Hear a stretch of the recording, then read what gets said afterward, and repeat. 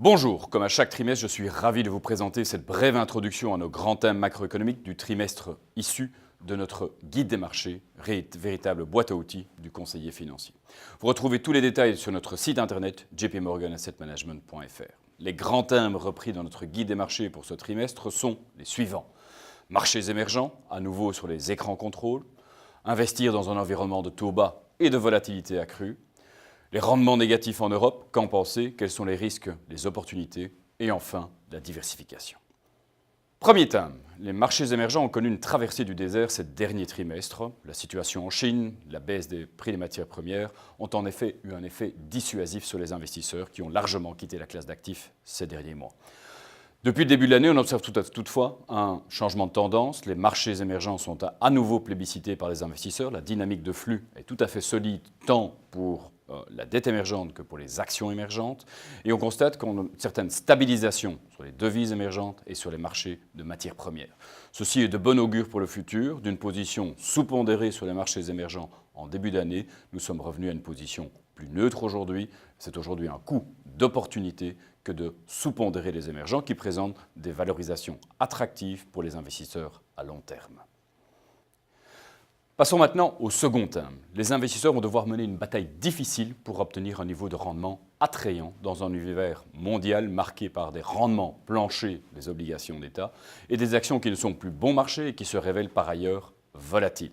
Alors que le marché haussier des actions arrive à maturité et que la croissance mondiale déçoit sans cesse par rapport aux prévisions, les investisseurs vont devoir se préparer à des rendements inférieurs sur les actions ainsi qu'à une plus forte volatilité.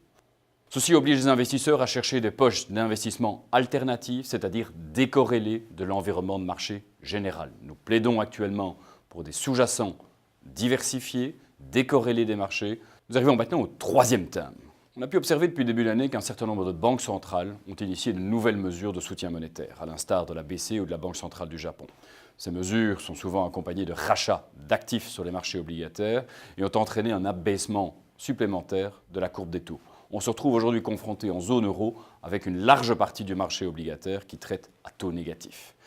C'est évidemment pénalisant pour les investisseurs obligataires qui sont en quête de rendement et qui ne peuvent plus aujourd'hui les trouver sur les marchés obligataires, qui présentent qui plus est des risques asymétriques puisque le potentiel de gain de baisse des taux est relativement limité, tandis que si l'économie repart et que l'inflation repart dans son sillage, ça pourrait donner lieu à des déconvenues importants. C'est la raison pour laquelle notre intérêt aujourd'hui dans cet environnement de taux bas va vers le crédit, investment grade ou au rendement, et ce tant aux États-Unis qu'en Europe. Enfin, nous terminons traditionnellement avec les performances des principales classes d'actifs. Dans les périodes volatiles, il est plus important que jamais que les investisseurs adoptent une approche sélective et une bonne diversification de leur portefeuille, c'est-à-dire une diversification globale et le plus possible décorrélée de l'environnement de marché. Vous pouvez constater que malgré les soubresauts temporaires, un portefeuille bien diversifié affiche une performance annualisée sur 10 ans de 6,1%.